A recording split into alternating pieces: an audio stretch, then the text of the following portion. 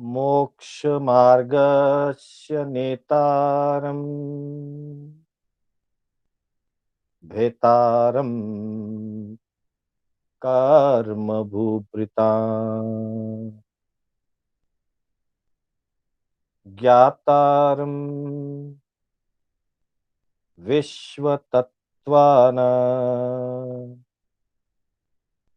वन्दे तद्गुणलब्धये वन्दे तद्गुणलब्धये। अनंत उपकारी, आस्था के आयाम, चरम तीर्थंकर श्रमण भगवान महावीर को वंदन। प्रभु की परंपरा में विचरण करने वाले समस्त चारित्रात्माओं को वंदन।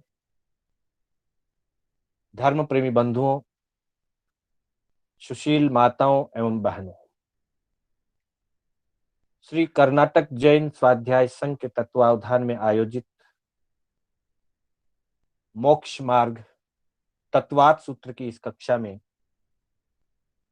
आप सभी का हार्दिक स्वागत एवं अभिनंदन। बंधुओं, हमारी कक्षा तत्वार्थ सूत्र के 7वें अध्याय से आधारित चल रही है, जिसमें मुख्य रूप से 5 प्रतिज्ञाएं, विरक्तिमय आचार, पाप त्याग एवं धर्माचरण का विशेष परिचय कराया गया। आचार शुद्धि या व्रत शुद्धि के हेतु मुख्य रूप से अतिचारों की शुद्धि का परिचय कराया गया।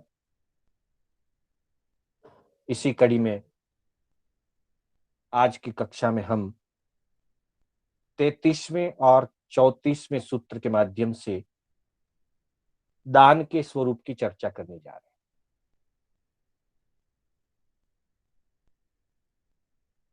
दान का स्वरूप एवं विधि बताते हुए 2 सूत्र इसमें दिए गए और 2 सूत्रों में दान के 2 मुख्य अपेक्षाओं को ध्यान में रखा गया। जहां 33वां सूत्र सामान्य रूप से सभी प्रकार के दान एवं सुपात्र दान, दोनों दानों की अपेक्षा से यह सूत्र है। वहीं 34वां सूत्र मुख्य रूप से सुपात्र दान अर्थात अतिथि संविभाग व्रत को मुख्यता रखता हुआ 34वां सूत्र है। हम इन दोनों सूत्रों की चर्चा करेंगे। पहले एक बार पूर्ण मंगल भावना से, सर्व मंगल की भावना के साथ हम 2 सूत्रों का उच्चारण करेंगे। अनुग्रहार्थम स्वस्याति सर्गो दानम। अनुग्रहार्थम स्वस्याति सर्गो दानम, 33वां सूत्र। और उसके बाद 34वें सूत्र में बताया, विधि द्रव्य दात्र पात्र विशेषा तद विशेषः। विधि द्रव्य दात्र पात्र विशेषा तद विशेषः, इन 2 सूत्रों की हम आज चर्चा करेंगे। सबसे पहले 33वें सूत्र में, जहां सामान्य अर्थ दिया दान का, जिसके अंतर्गत सभी प्रकार के दानों का समावेश। दान का सामान्य अर्थ देना है। थोड़ा विशेष अर्थ करें तो परोपकार की भावना से देना है। और विशेषता का चिंतन करें तो अनुग्रह भाव से देना है। और स्व के अधिकार का त्याग करना है, या जो स्वत्वपना है, मेरापन, किसी भी वस्तु के ऊपर जो मेरापन है, ये मेरी वस्तु है, ये मेरे अधिकार की वस्तु है, इस पे मेरा अधिकार है, ऐसा जो भाव है, वो भाव आसक्ति को बढ़ाता है और परिग्रह भाव को बढ़ाता है। अतः दान के साथ ये अधिकार भावना का खत्म कर देना, और जो मेरी अधिकार की वस्तु है उस पर दूसरों का अधिकार स्थापित करना, और उसमें अनुग्रह की भावना बनी।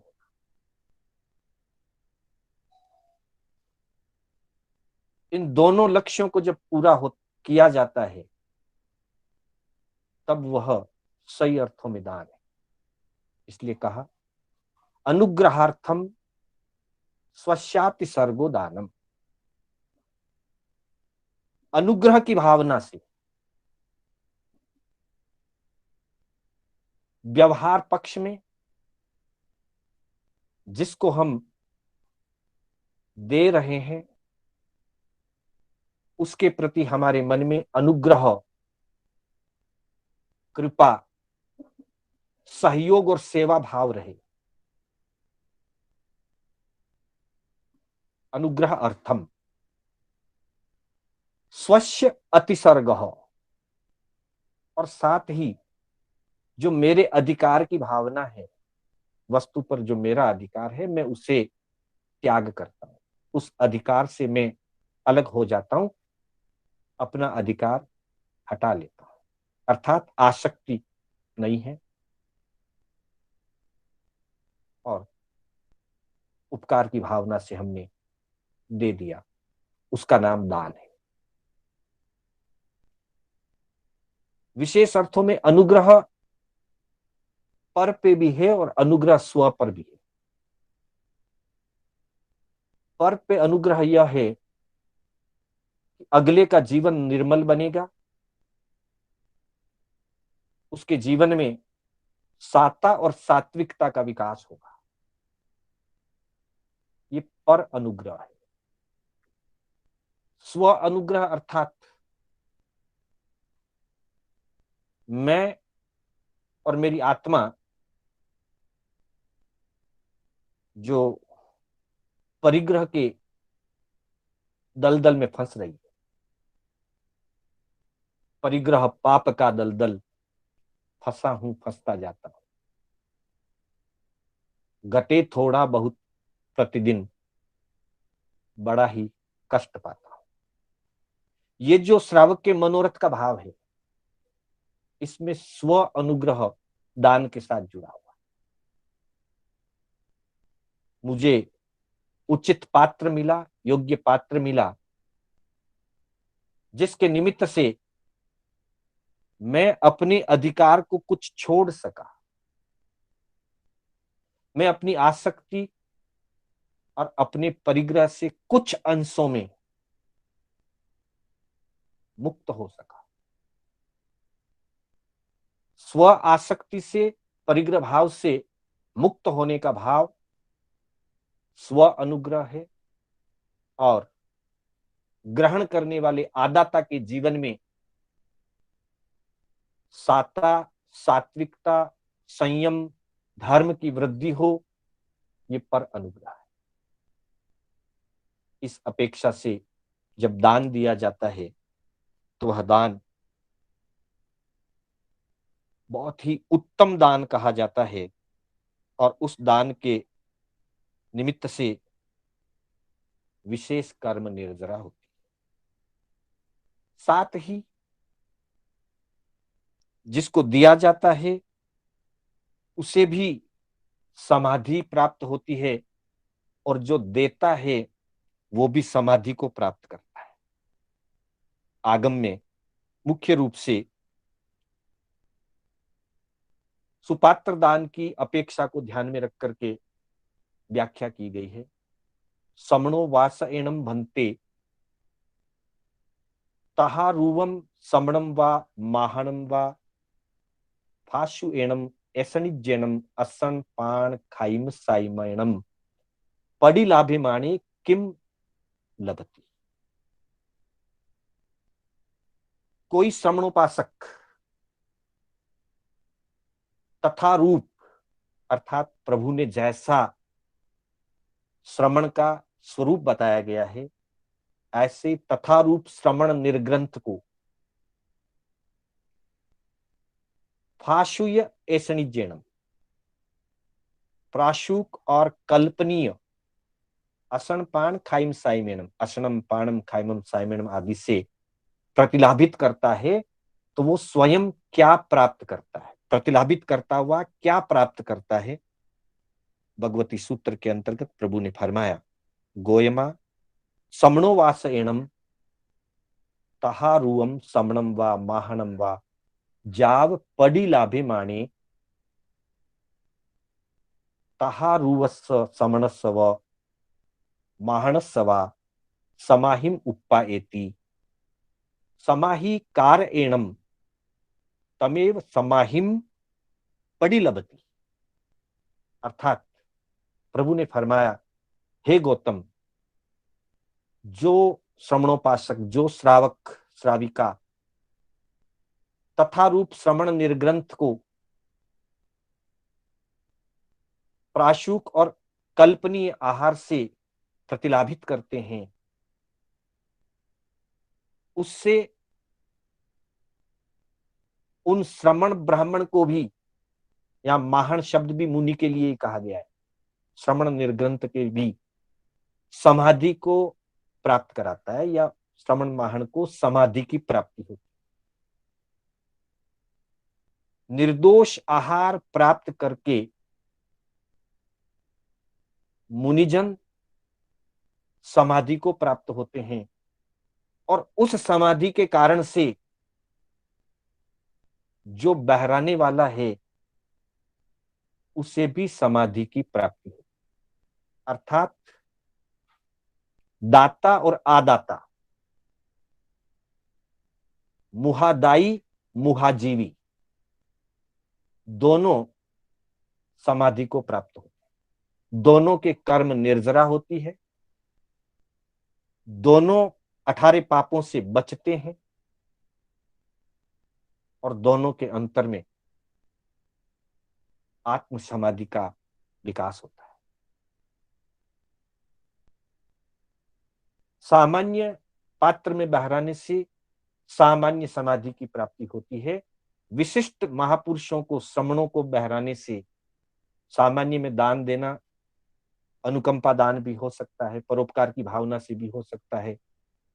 उन्हें भी सामान्य रूप से जो वो असमाधि अनुभव कर रहा था,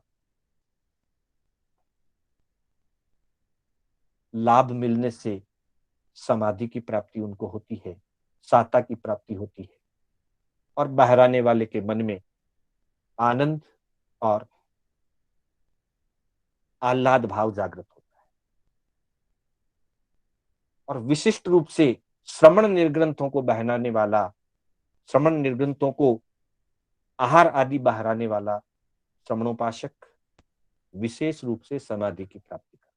इतना ही नहीं, अगले सूत्र में बताया जाएगा, संसार परित्य भी कर लेता है और आगे जाकर मुक्ति की प्राप्ति करता है। 34वें सूत्र में बताया गया कि जो विशेष समाधि की बात है, या दान से जो विशेष कर्मों की निर्जरा होनी चाहिए, उसके अंतर्गत कुछ विशिष्ट नियमों का महत्व होता है।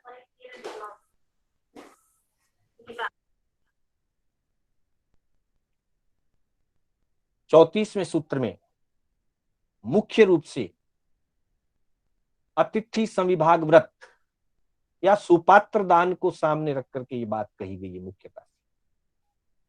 विधि द्रव्य दात्र पात्र विशेषा तद विशेष।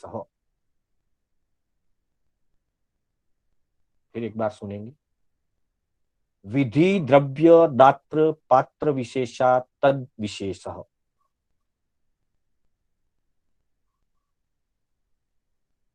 अर्थात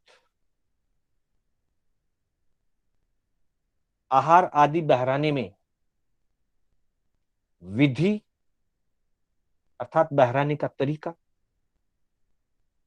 प्रक्रिया, द्रव्य यानी जो बहराया जा रहा है वह वस्तु, दात्र का मतलब बहराने वाले के स्वयं के परिणाम, दाता के परिणाम, और पात्र यानी ग्रहण करने वाले, गोचरी बहरने वाली। इन चारों की विशेषताओं से दान में विशेषता प्रकट होती।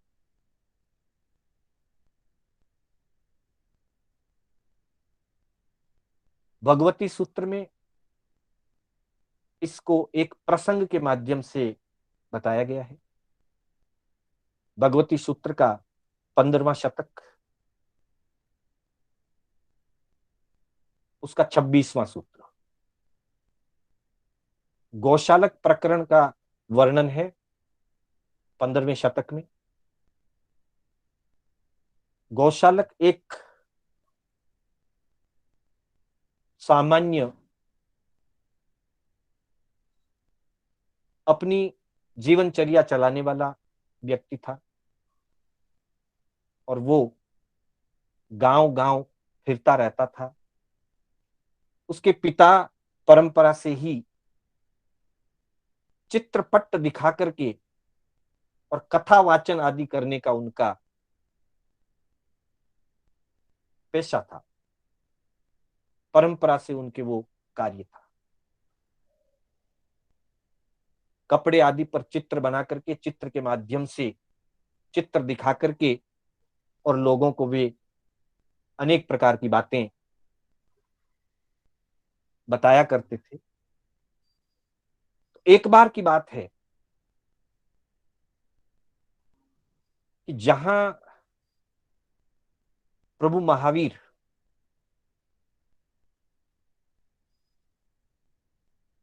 विराजे हुए थे, चातुर्मास काल चल रहा था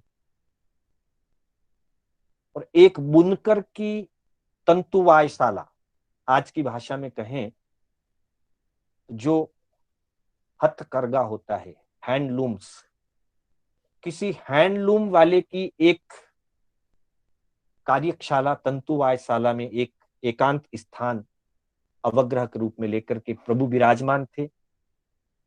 संयोग से उसी मंडल में, उसी के आसपास के स्थान पर गौशालक भी ठहरा हुआ था। चातुर्मास प्रारंभ हुआ, भगवान ने तप करना प्रारंभ कर दिया और मास खमन तप हुआ। एक मास पूरा होने पर प्रभु आहार के लिए पारणक गोचरी के निमित्त शहर में गए, बस्ती में गए। वहां पे विजय नाम के गाथापति, बड़े श्रेष्ठी विजय गाथापति के यहां भगवान का पारणक हुआ।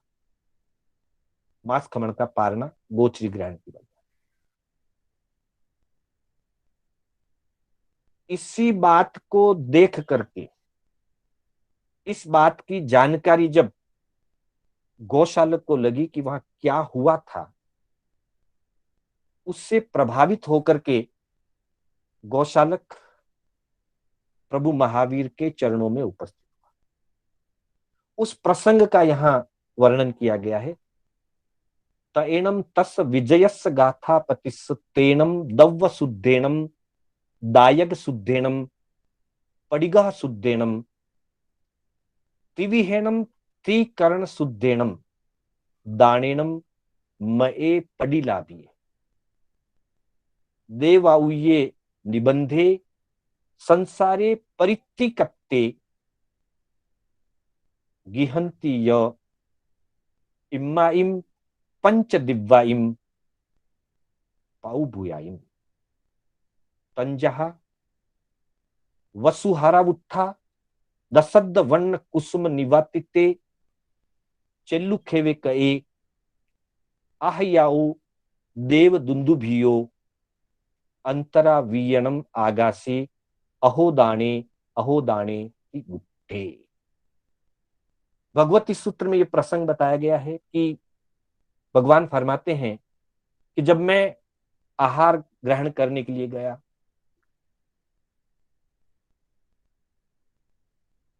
विजय नाम के गाथापति के यहां दव्य शुद्धेनम, शुद्ध द्रव्य अर्थात जो आहार बहराया गया वो निर्दोष था। दायग शुद्धेनम अर्थात बहराने वाले विजय गाथापति के भाव शुद्ध थे, दाता की शुद्धि थी। पडिगाह शुद्धेनम अर्थात पात्र शुद्धि थी। पात्र तो स्वयं प्रभु महावीर थे, उससे बड़ा और क्या पात्र हो सकता है। तो द्रव्य की शुद्धि, दाता की शुद्धि और पडिगाह की शुद्धि, पात्र की शुद्धि, और साथ में तिविहणम तिकरण शुद्धेनम, तीन करण तीन योग की शुद्धि के साथ विधियुक्त मुझे दान बहराया, मुझे प्रतिलाभित किया। उस निमित्त से विजय गाथापति को देवायु निबंधे, विजय गाथापति ने देव आयु का बंध किया।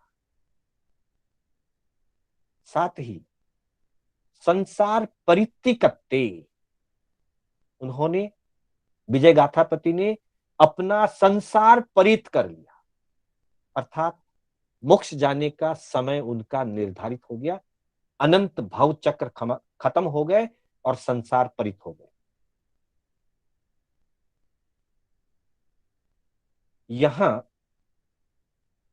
इस लोक, परलोक और सिद्धि तीनों लाभ की बात बताई।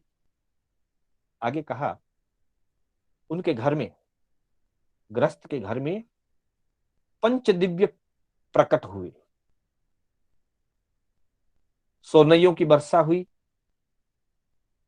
वसुहारा उठा, दसद्द वन्ने कुसुमे निवातिते, दसद्द, 10 के आधे यानी 5, 5 रंग के अचित फूलों की वर्षा हुई। चेल्लुक के एक खये अर्थात वस्त्र बरसे, आहयाओ देव दुंदुहियो, आकाश में देव दुंदुबी की गर्जना हुई।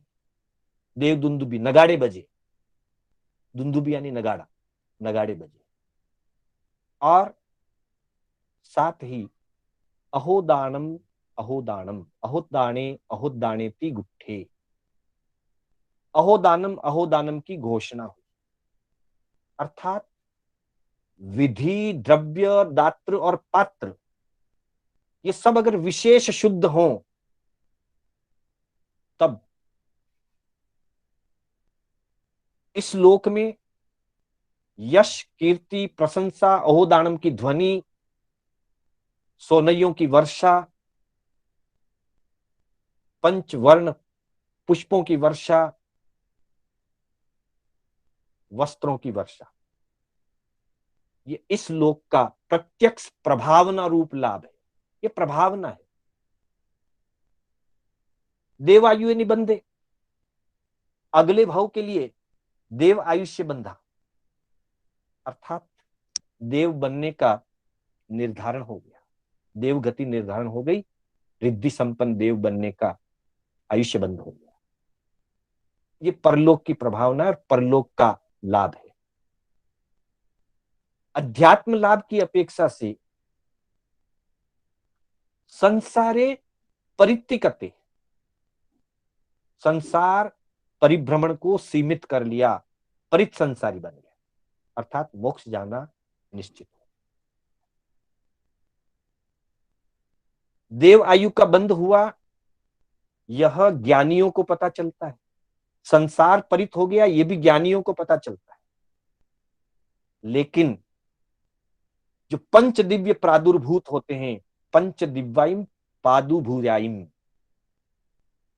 5 द्रव्य जो प्रकट होते हैं, वो ज्ञानी उस पर ध्यान नहीं देते, लेकिन संसार की दृष्टि, प्रभावना की दृष्टि से ये मुख्य है।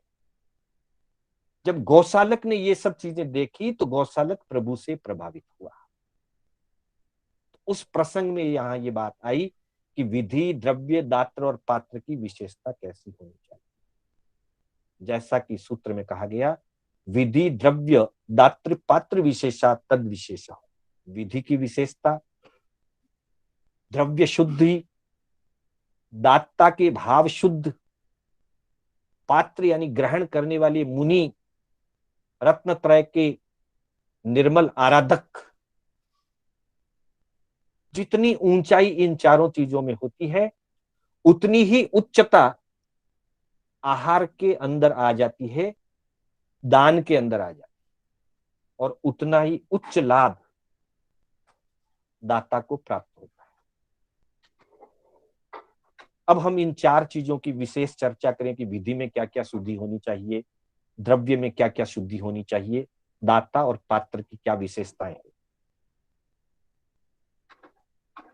विशेष यथा संविभाग या अतिथि संविभाग व्रत के अंतर्गत कहा गया है कि जो आहार बहराने वाला है, अर्थात जो दाता है, वो किस प्रकार का होना चाहिए। अतिथि संविभाग व्रत या यथा संविभाग व्रत में उपासक दशांग सूत्र की टीका में ये बात कही गई है, यथा सिद्धस्य स्व अर्थे निवर्तितस्यत्यर्थ अशनादेः समिति संगतत्वेन पश्चाद कर्मादि दोष परिहारेण विभजनम साधवे दान द्वारेण विभाग करणम यथा संविभागः।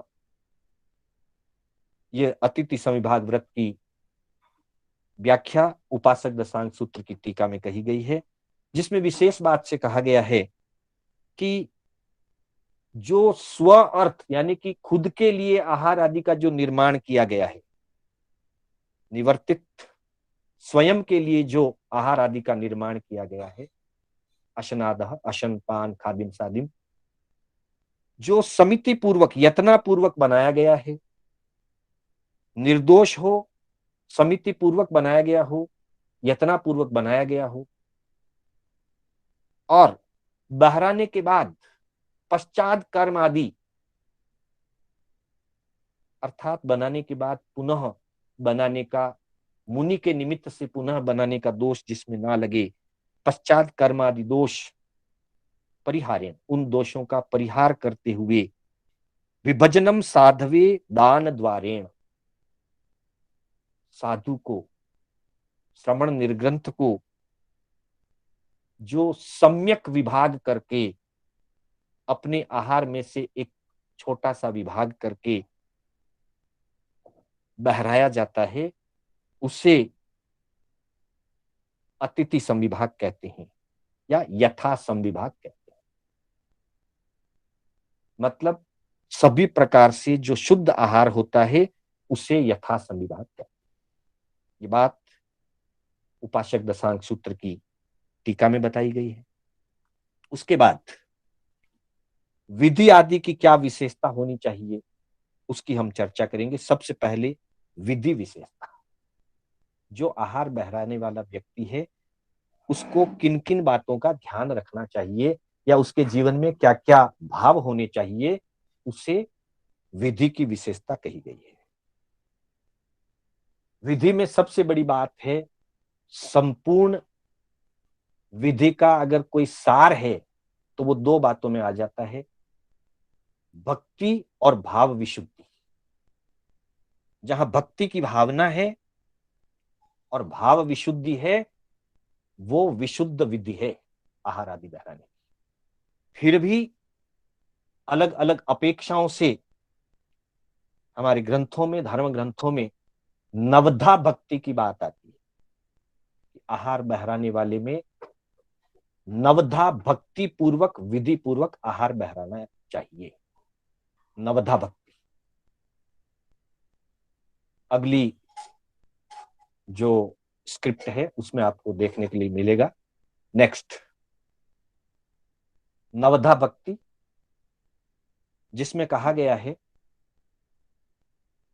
विधि विशेषता के अंतर्गत, संग्रह मुच्च स्थानम पाद वंदनम भक्ति प्रणामम च वाक काय मन शुद्धि रेशना शुद्धिश्च विधि माहु। अर्थात 9 प्रकार की क्या भक्ति है? तो कहा कि पहली बात, निर्दोष प्राशुक कल्पनीय वस्तु श्रवणोपासक के घर में सदा काल संग्रहित रहनी चाहिए, सदा काल रहनी चाहिए, और उसे विशेष स्थान पर रखा जाना चाहिए ताकि कभी भी आहार आदि बहराने का संयोग प्राप्त हो तो सूझते असूझते की बाधा न आए। इस यत्नापूर्वक, इस विवेक पूर्वक जो निर्दोष प्राशुक कल्पनीय वस्तु का संग्रह करके रखता है, ये पहली भक्ति है। दूसरा, उच्चासन।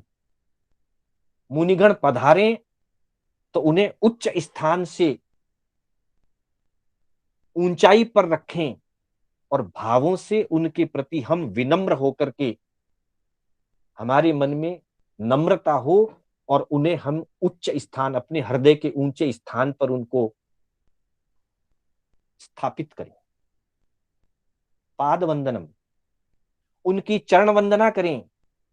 भक्ति, अहोभाव माने, उनके गुणों का गुणगान करें। जैसे मत्थएण वंदामी वंदना है और देवयम चेयम कल्याणम, ये शब्द भक्ति के। आप देव रूप हैं, आप ज्ञानवंत हैं, आप कल्याणकारी हैं, ऐसी जो भावना होती है ये भक्ति है। फिर मथेण वंदामी, प्रणाम, प्रणति करें, वंदन करें। मन शुद्धि, वचन शुद्धि, काय शुद्धि। मन में अहोभाव मन की शुद्धि है, भक्ति भाव मन की शुद्धि है। वचनों से गुरु के गुणगान, गुरु के प्रति मथेण वंदामी शब्दों का उच्चारण, यह वचन शुद्धि है। काय शुद्धि, उनके चरणों में झुकना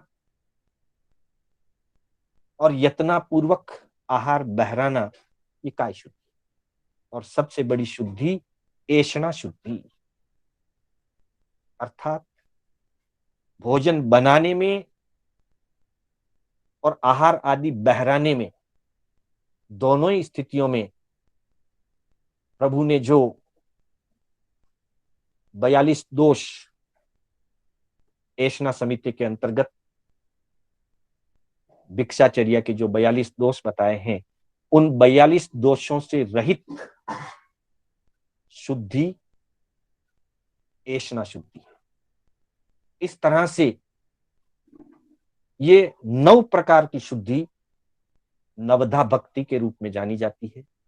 नवधा भक्ति का भारतीय संस्कृति में बहुत बड़ा महत्व है। चाहे वो जैन समाज हो, चाहे वैदिक दर्शन हो, दोनों ही दर्शनों में, जैन दर्शन और वैदिक दर्शन, दोनों ही दर्शनों में देव गुरु के प्रति नवधा भक्ति का बहुत बड़ा महत्व कहा गया है। तो इन 9 बातों का ध्यान आहार बहराने के लिए, आहार बहराने से पूर्व और आहार बहराते समय और आहार बहराने के बाद, तीनों स्थितियों में इन शुद्धियों को बनाए रखना नवधा भक्ति के रूप में विधि की विशेषता है। विधि के बाद दूसरे नंबर पे द्रव्य,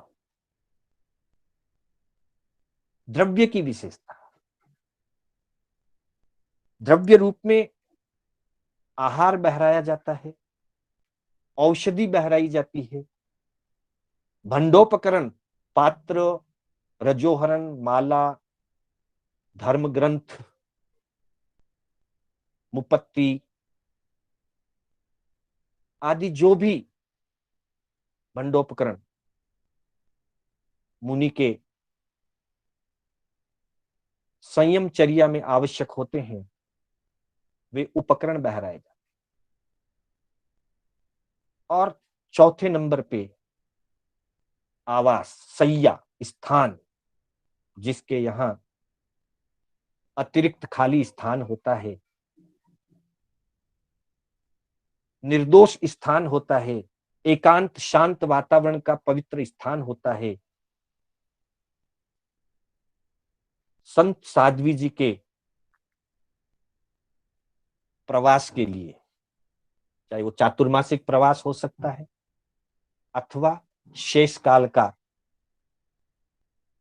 जैसी उनकी कल्प मर्यादा है उसके अनुसार प्रवास हो सकता है, उनके प्रवास के लिए निर्दोष स्थान उपलब्ध करवाना, ये भी द्रव्य के अंतर्गत। अर्थात चारों प्रकार का शुद्ध आहार द्रव्य की विशेषता है। अस्वस्थता की स्थिति में औषध या भेषज, घर परिवार में अनेक प्रकार की औषधियां घर में बनी हुई होती है।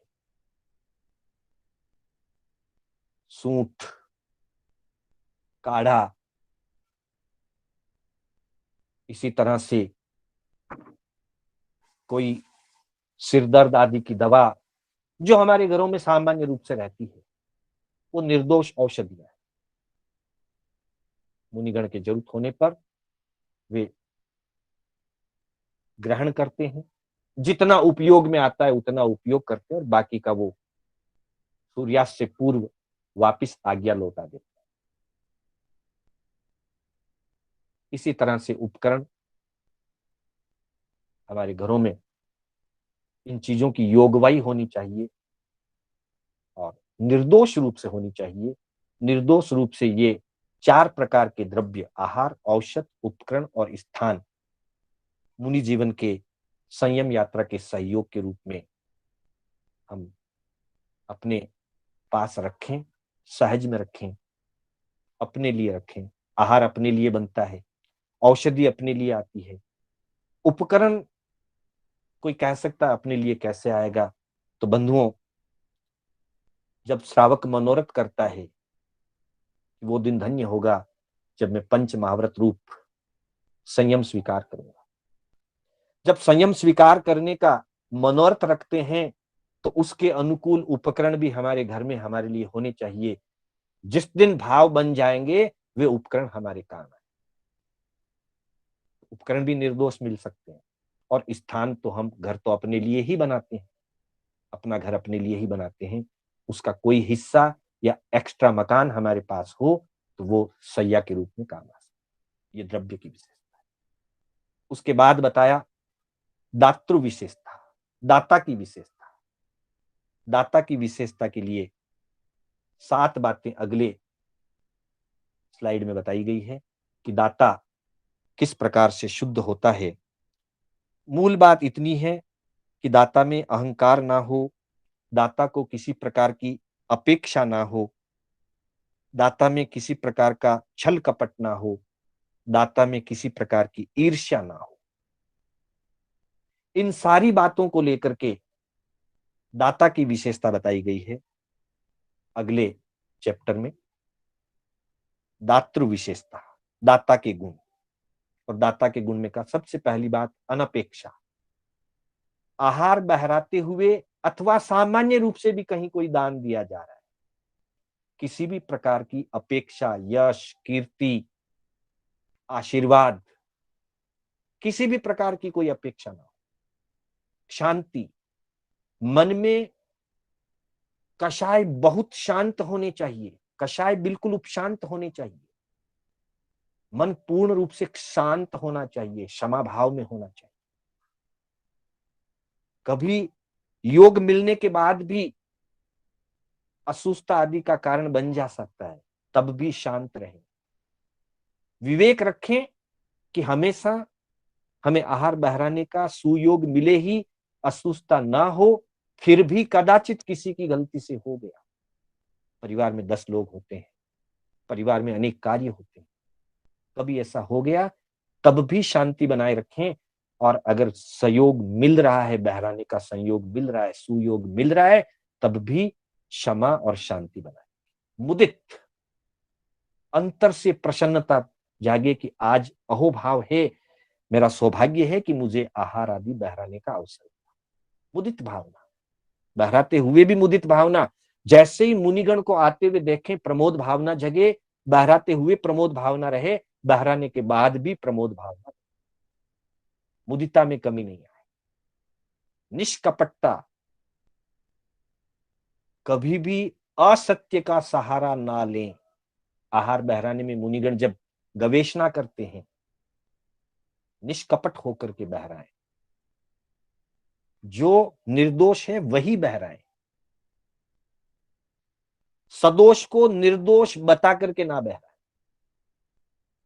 निष्कपटता। अनुसूयत्व, किसी भी प्रकार की ईर्ष्या से उसने बहराया, उसको लाभ हुआ इसलिए मैं भी बहरा हूं, ऐसी ईर्ष्या।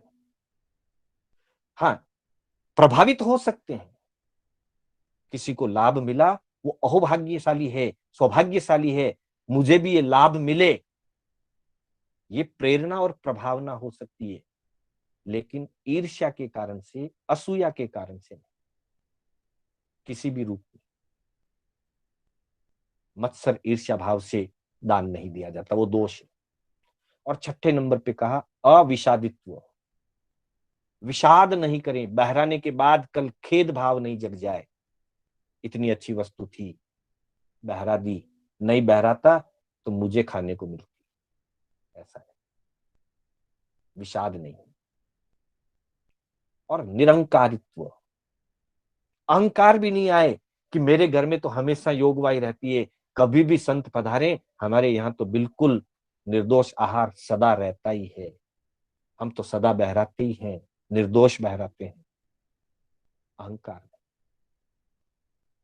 इस तरह से दाता के ये 7 गुण बताए गए। इन 7 गुणों से युक्त होकर के, इन 7 बातों का ध्यान रखते हुए दाता को आहार बहराना चाहिए। उसके बाद पात्र की विशेषता बताई, अंतिम कड़ी में पात्र विशेषता। सुपात्र, सुपात्र में 3 विभाग मुख्य रूप से किए गए। जो सर्ववीर्ति साधु साध्वी हैं, वे सर्वोत्तम पात्र हैं। उनमें भी तपस्वी हो, आचार्य हो, तीर्थंकर हो तो पात्रता और उच्च होती जाएगी। पर सामान्य रूप से सर्ववीर्ति साधु साध्वी को उत्तम पात्र का है। देश विरति श्रावक श्राविका मध्यम पात्र होते, ये भी सुपात्र है पर मध्यम सुपात्र है। कभी इनको भी आहार आदि कराने का लाभ मिले तो ये भी एक प्रकार का सुपात्र दान है। और तीसरा, जगन्य सुपात्र में अविरत सम्यक दृष्टि की चर्चा हुई है। चौथे गुणस्थान वर्ती जगन्य सुपात्र, 5वें गुणस्थान वर्ती मध्यम सुपात्र, और 6ठे गुणस्थान से लेकर 13वें गुणस्थान तक उत्तम सुपात्र। जितना जितना गुणस्थान ऊंचा होता है उतनी उतनी सुपात्रता ऊंची होती है। वैसे आहार बहराने का अवसर या तो 6ठे 7वें गुणस्थान में मिलता है, क्योंकि आहार ग्रहण करने के लिए श्रेणी चढ़ते हुए मुनि तो आहार ग्रहण करने के लिए पधारते नहीं है, तो 6ठे 7वें गुणस्थान वर्ती आहार ग्रहण करने के लिए पधारते हैं, या फिर 13वें गुणस्थान वर्ती केवली भगवंत, तीर्थंकर भगवंत आहार के लिए पधारते हैं। जैसा योग मिल जाए, जितनी उत्तम पात्र का योग मिल जाए, दान की विशेषता उतनी ही बढ़ जाती है। इस तरह से विधि, द्रव्य, दात्र और पात्र, इन चारों की विशेषता से दान की विशेषता बढ़ जाती है। और ऐसा उत्तम निर्दोष दान बहराने वाले के लिए इस लोक और परलोक दोनों में लाभकारी होता है। संसार परित्य हो जाता है, आत्मा मोक्ष मार्ग की पथिक बन जाती है। इससे और क्या उपलब्धि हो सकती है? ये सबसे बड़ी उपलब्धि है, परित संसार की। इसलिए कहा गया है कि मुधा दाई मुधा जीवी। दाता और आदाता दोनों अपने मोक्ष मार्ग को प्रशस्त करते हैं, दोनों का कल्याण होता है। कवि ने कहा है, देता भावे भावना, लेता करे संतोष। देता भावे भावना, लेता करे संतोष। प्रभु कहे सुन गोयमा, दोनों जाए मोक्ष।